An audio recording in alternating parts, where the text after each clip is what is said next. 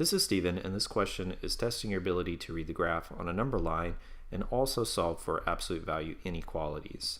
The question reads, a solution set is graphed on the number line shown. So we have an open circle here, an open circle here, and then solutions all falling in between.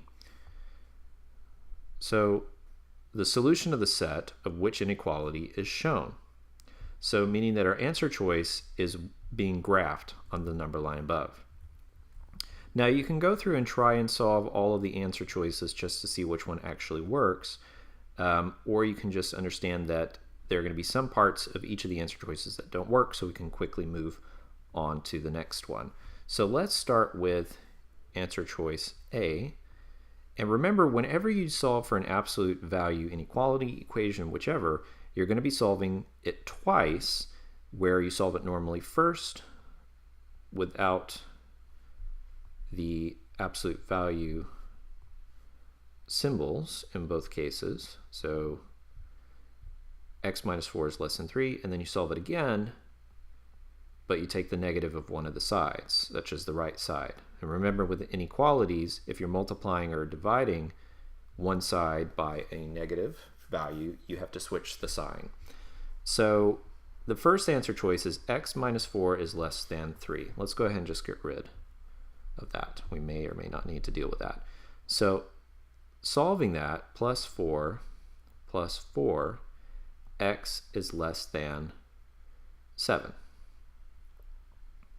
Okay, so this is somewhat true, but the problem is we're dealing with this open circle here, which falls on the place of 1. So we're saying x is less than 1.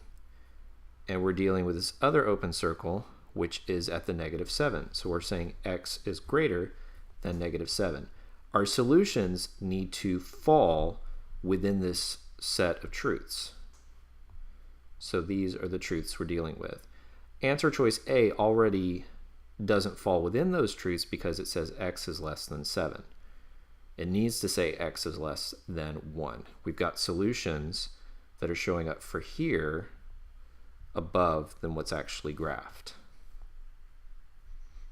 So answer choice A can't be right. So let's try B real quick. So x plus 4 is less than 3. So minus 4, minus 4, x is less than negative 1. Again, we have something that falls outside of our truths. So if we say if x is less than negative 1, it's going to go all the way over here and not above. So we can go ahead and knock out answer choice B. Clean this up slightly. So looking at answer choice C, x minus 3 less than 4 plus 3, plus 3, x is less than 7. Okay, that does that same thing again, so we can go ahead and knock this out. We're only left with one answer choice, but let's just double check this to make sure that we understand what's going on. Clean that up. Okay, so we've got x plus 3 is less than 4, minus 3, x is less than 1. Okay, we have one of our truths figured out, so we're on the right track. So doing this again, x plus 3 greater than negative 4, minus 3, x is greater than negative 7.